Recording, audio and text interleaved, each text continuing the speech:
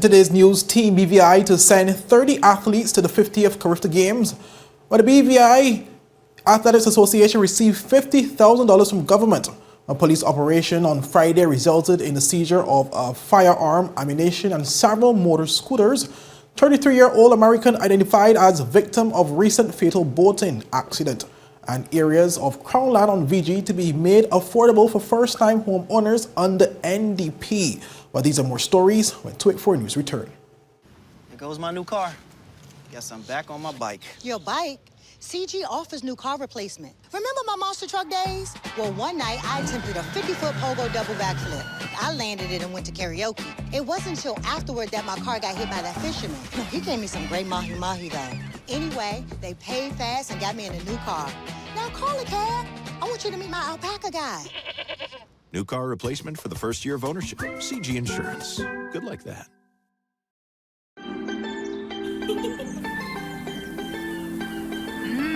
There are many ways to enjoy life, like so many ways to count on Popular.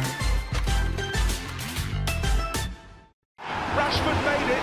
Manchester United have come from behind to lead. At home or on the go, watch CCT Live. Download our app and carry your favorite TV shows, news, or live sports anywhere you go. Visit cctbvi.com/live, select your package, and tune in. Well, welcome viewers to the Monday, March 27th edition of 284 News. I am Kamal Haynes, bringing you the latest out of the British Virgin Islands.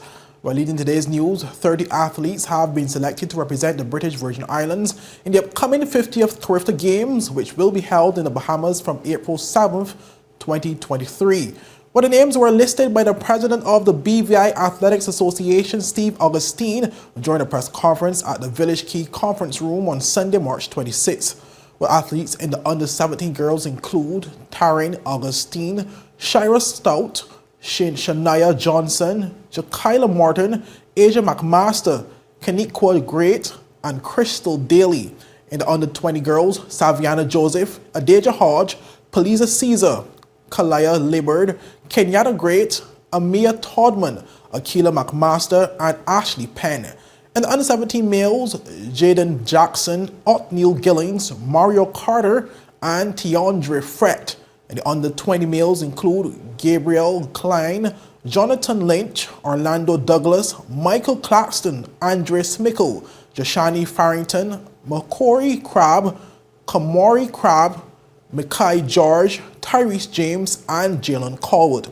While providing some words of encouragement to the team, President Augustine said he spoke with the founder of the games, Mr. Austin Seeley. He said he is confident in the team's ability to perform at the games, considering that they are fully prepared and ready to put their best foot forward. He said, as long as you guys are being respectful of the team, press on, press right on. And guys, I don't need to hear anything else. You guys got that? So when the naysayers come and they ask, well, why is such a big team and the yeah, I already heard it from the man himself. We're on a mission, we're going to provide opportunities, and I'm going to stand on your side every time. If I'm going to lose the fight, I'm going to lose the fight fighting for you. I'm not going to fight on the opposite side. And I just wanted you guys to know that. Now physically, you guys see me on the track. I look around. I know that you guys are ready. There's no if, no ands, no buts about that. I know that you guys are ready. And how do I know? I want you guys to answer. Did you guys go through a preseason at the track? Yes or no? Yes. Did you guys do miles? Did you guys do any gym work? Have you guys been competing at the development meets? Have you guys done speed walk? Have you done block stats? What have I missed? You guys are prepared. You guys are fully prepared, and I want you guys to know that. You have some experienced coaches. You have some coaches, oh my gosh, they love track and field 100 times over. They eat, sleep, and drink track and field. The first message on my phone in the morning is related to a track and field item or matter. The last thing I do before I go to sleep at night is respond to a track and field matter. You guys are prepared. I want you guys to know that. Not want to jump on something else here. That's a little touchy at times, but we don't run from problems. We don't run towards them and we don't confront them.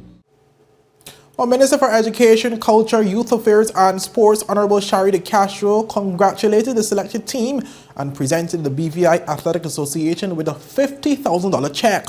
She said the check followed discussions with the association and their submission of their annual budget to the government, where a $50,000 request was made. We have been in discussions, the ministry and BVIAA, along with other federations and associations. And we've been trying to come up with a plan as to how we seek to truly partner with the associations and federations and develop sports in the territory, especially grassroots programs. When we met, we came up with 3 priority areas: funding, infrastructure, and grassroots programs. And we challenged the associations and the federations to submit an annual budget that would speak to what they project for the year in terms of the type of funding that they would need for the whole scope of what BVIAA plans for the year. And we went full speed ahead from the ministry perspective to seek to create a medium whereby we could ensure that once those documents are provided, the requisite funding is given to support sports in the territory. And so through the recent SAP, we were able to create a special subhead to be able to facilitate annual grants to sport and associations and federations. BVIAA has taken the lead among all other federations and associations. They've submitted their annual budget and their request was $50,000. And I have a check here on behalf of the government of the Virgin Islands to ensure that we give the funding required as requested to be able to develop athletics in the Virgin Islands. I want to thank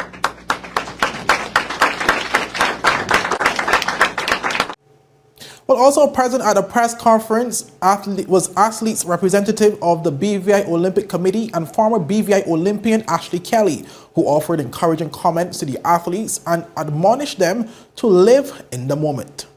During my CARIFTA journey, I felt like I was always thinking about the next step. When I qualify, this will happen, and then this is where I will go on next. I will be always thinking on, if I do win a medal, then I'll get the praise, I'll get my picture in the newspaper, etc. And I was never thinking on what was in front of me and taking in and relishing the moment at that time. I wish I stopped, I focused on the moment and on my moment. So know that when you step on the track, it is your battlefield. This is your chance to put all that hard work, lactic acid, sacrifice on display and show up for your moment. The goal that you set out at the beginning of this year, this is your major leap closer to that overarching goal. So live in the moment. The moment is mainly about what you do when you line up on the track or on the field, but it's also the memories that you are about to make, the family that you are now creating with your competitors and with your friends. Well, members of the Royal Virgin Islands Police Force were busy on Friday after conducting several stops and searches, which resulted in 2 males being charged, 96 traffic tickets issued, and 10 scooters detained. Well, this was confirmed in a media release from the Royal Virgin Islands Police Force on Sunday, which listed the 2 males charged as Akeem Robinson of West End and Janoy Frank of Horsepath, who were charged for separate incidents. Where 34-year-old Robinson was charged with carrying an illegal firearm and unlawful possession of ammunition, while 19-year-old Frank was charged for failing to stop at the request of police, among other traffic offenses. But the release said, and I quote, 10 other persons were reported for various traffic violations, while 96 tickets were issued and 10 motor scooters were detained, end quote. While speaking on the success of the team, head of the Armed Response Team, Acting Chief Inspector Dean Robin, said it was as a result of his team's continued surveillance, work targeting suspects and suspected areas. He warned that such operations will continue territory-wide and appealed to residents who have witnessed or have any knowledge of firearms being discharged or any firearm-related information to call the anonymous crime tips line, that is 800-8477, or the RVIPF Intelligence Unit at 368-9339. Moving on, viewers, where the male who was found unresponsive in the waters following a boating accident off Great Harbour, Jos Van Dyke, last Thursday has been identified as American Robert Owen Stafford. Well, this was confirmed by the Royal Virgin Islands Police Force on Monday, which said 33-year-old Stafford was from North Carolina. In a press release last week, the police said the accident took place just before midnight on the aforementioned date. In a statement, they said, and I quote, "The one male occupant was found unresponsive in the waters with injuries to the head, while the dinghy he was in was met circling in the area. Following attempts to resuscitate him, he was pronounced dead," end quote. Now, the police said no further information is available at this time as the investigations into the accident are ongoing. Well, up next, areas of Crown land on VG to be made affordable for first-time homeowners under NDP. Vincent Wheatley dedicates re-election campaign to his late mother. And Wheatley versus Flax Charles, unfortunate for District 9, says Premier. But these are more stories after a word from our sponsors. Yep, that's me. You're probably wondering how I got here. My name is Kamal Haynes. Most of you know me from 284 News, but now you get to see me in a different light on my very own show called Health is Wealth. We have Joel Turnbull. I don't want you to arch your back when you're pulling down. Milton McLean. First of all, right, your footwork. Stephen Payne. That was a 9 out of 10. I know you got the service down pat. Steve Augustine. You did a pretty hard workout today, so perhaps... And as you can see, it's actually you're feeling it. Lonzo Boynes. Taekwondo. Adam Murrows. I'll speak as if you're an absolute beginner. I am an absolute beginner. You are an absolute beginner. And Seth Graham. It bites. It will bite. Get your water, get your fruits and veggies, and experience a wealth of knowledge about getting healthy. Andy, turns out I'm allergic to the Australian veggie spread. Ooh, thankfully CG will cover you anywhere in the world. Remember when I went to Australia for my title fight?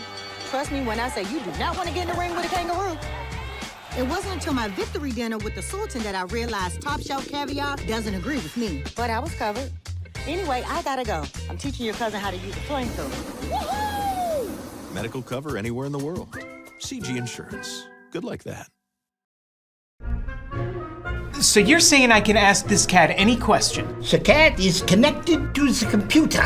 You just type in the question, it will read his mind. There the answer comes.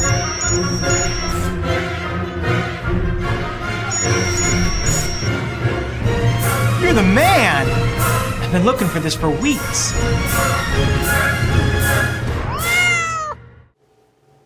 Welcome back, viewers.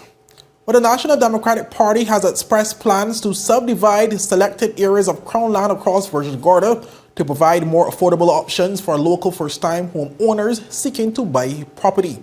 Well, at-large candidate for the NDP, Mrs. Lorna Smith, made the announcement during a recent campaign launch, which was held for 9th District candidate Coy Levins. The aspirations of the people are the same throughout our one Virgin Islands. Every young man and woman deeply desires to own his or her own home. We all know that the cost of real estate on Virgin Gorda is very high. So for that very reason, the government should support our young people in realizing their dream to own their own home. Crown land may be plentiful, may not be plentiful in the valley, but there are significant stretches in the North Sound, including in Great Hill and around Hog Heaven. Well, Smith promised that this initiative will be achieved within the first year of an NDP government once successful at the polls on April 24th. As a priority, your National Democratic Party government will subdivide some of these areas, making them available to Virgin Gordians at affordable prices. It boggles my mind as to why this has been a problem here on Virgin Gorda for so long. We will also engage with the banks to provide greater support for these first-time owners. And, ladies and gentlemen, yes, hold us to this promise. The process of surveying and subdividing land in Virgin Gorda will begin within the first year of Coy Levins's becoming the 9th district representative, working with his colleagues in a new administration. What the former First Lady said a review needs to be had on the cost of living and how it directly impacts Virgin Gorda, adding that her party has the expertise needed to properly execute such a job. The high cost of living is impacting all of us now. We need a root and branch review of what people are having to pay. Shipping costs, especially between the BVI and USVI and the port duties, will be part of this, but every area will be considered. NDP, with its depth of experience, has the credibility and the competence to do this. A representative for the 9th District, Honorable Vincent Wheatley, has dedicated his re-election campaign to his late mother, Mrs. Esme Wheatley, who passed away in February. Wheatley, at his campaign launch on Virgin Gorda this past weekend, said that with this campaign, he hopes to honor his mother's memory and run a clean campaign as she would have wanted. 2 weeks ago, we buried my mother. She was my campaign partner last election, doing house to house. She was on the road with me. I really miss her. And so tonight, I dedicate my launch to her memory. And I must run a clean campaign, as this is what she would have had me do. Well, he says that despite political antics he has observed recently, he does not intend to participate, adding that his mother always taught, when they go low, you go high. Reflecting the nature of the BVI's political landscape, Wheatley urged Virgin Islanders not to let politics decide them. One of the things I've noticed that I don't really like is that we are allowing politics to divide us. And like my daughter said, after politics, we still have to live together. We should not let politics divide us. You should be free to back whichever party you want to back or candidate, but still live together. Well, at the end of his first term, Wheatley believes that he has delivered on the promise of transformation, which he campaigned on in the 2019 general election. 4 years ago, I came before you as the Virgin Islands Party candidate for the 9th District. I ran on a platform of transformation and working together. Together, we were able to achieve many, many great things for our district. We went from near total destruction to number 8 on the Forbes list of places to visit in 2023. And that is number 8 in the entire world, the only country in the Caribbean to have made that achievement. And number 1 in the Caribbean. When we work together, marvelous things can happen. Well, over the past year, Wheatley has on multiple occasions challenged anyone willing to name a District 9 candidate who has accomplished more than he has in a 4-year time frame. But to date, he said no one has come forth to do so.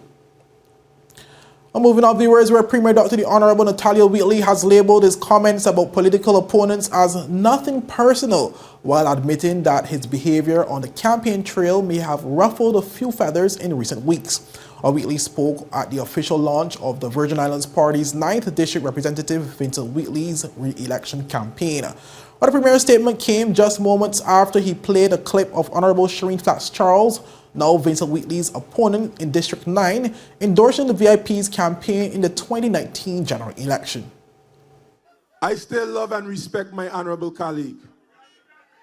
And I was so pleased with the maturity that Honorable Wheatley displayed by bringing gumption up on the stage.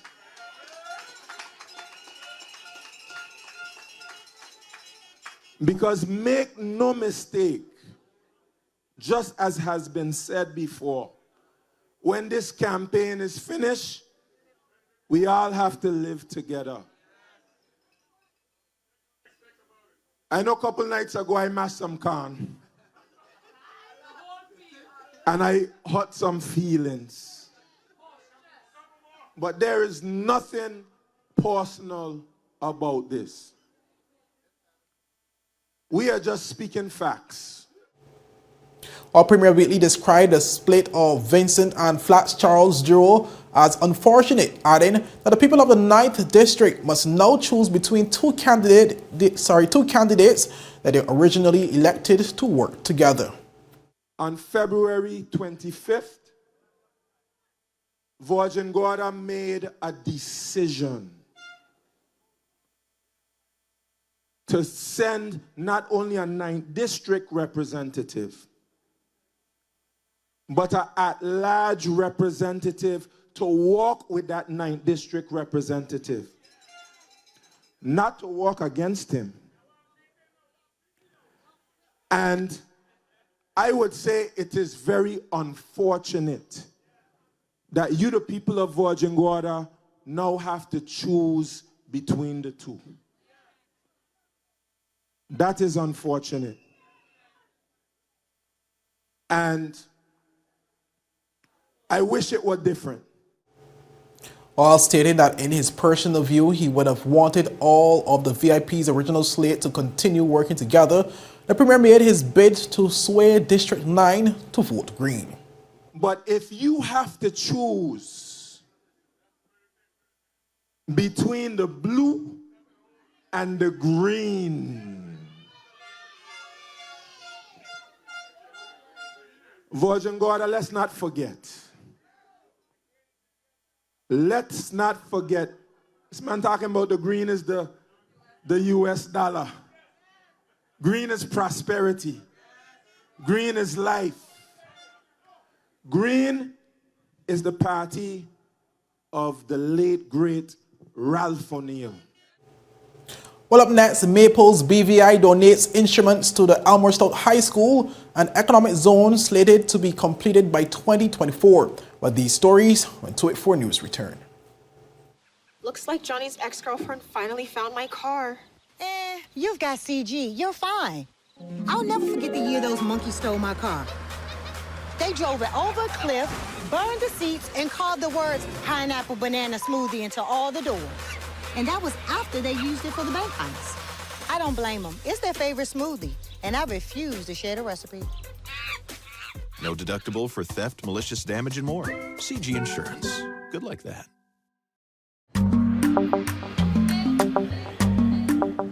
Yo, everything good, Dad? Aye. This thing got me one way, Daddy. What do you mean? Ever since I hook up with this thing, can't eat, I can't sleep. This is the first thing I touch it when I reach home. What do you really? Hey, this ain't like you know. Dad, this thing got me staying home, keeping out of trouble me. Wow. What your name is? Shit. I talking about my CCT life. Don't worry about missing your favorite series, sports, news, and local programming. Come to CCT today and sign up for CCT Live to access over 80 channels. CCT Live. Bring it home. 1 month free trial turn into 5. 5 months turn into, well, you know I huff. I watching ball. I been watching football. Dad, Nickelodeon, Paw Patrol. I am hooked. Hook, I tell you. Angie, how can I get my claims paid quick? Rent's due next week. CG processes 99% of claims within 5 days. Remember when I was hang gliding with those goats? I caught a gust of wind and flew right into a moving car. Every appendage was in the cast, and they paid fast and fairly. That's what I get for trusting a man with a mustache and an eye patch. Now I gotta go. I'm meeting the guy who bedazzled my toes. 99% of claims are processed within 5 days. CG Insurance. Good like that. Well, welcome back, viewers, and thank you so much for sticking with us. While Maples BVI continues to support the Elmer Stout High School music program by making meaningful donations to ensure students access to the necessary tools and instruments they need to participate. But this year, as part of Education Week activities, Maples BVI, through the Recovery and Development Agency, made a donation of various instruments. But the donation was welcomed by Director of Procurement for the RDA, Mr. John Primo, who lauded the Maples Group for its commitment to supporting music education in the territory. I am pleased to stand before you on behalf of the RDA CEO, Mr. Anthony McMaster, to once again recognize the solid partnership forged over the 5 years with the Maples Group, the Government of the Virgin Islands, and the RDA, to the donation of an additional set of musical instruments to support the Elmwood South High School music program. We applaud the Maples Group for their high level of commitment, not only to the school's music program, but their support to music education in the territory. The partner which Maples Group started with a provision of $100,000 to support the construction of the music classrooms in 2019, which were destroyed by hurricane. This was followed in 2020 with an additional $12,500 for classical instruments.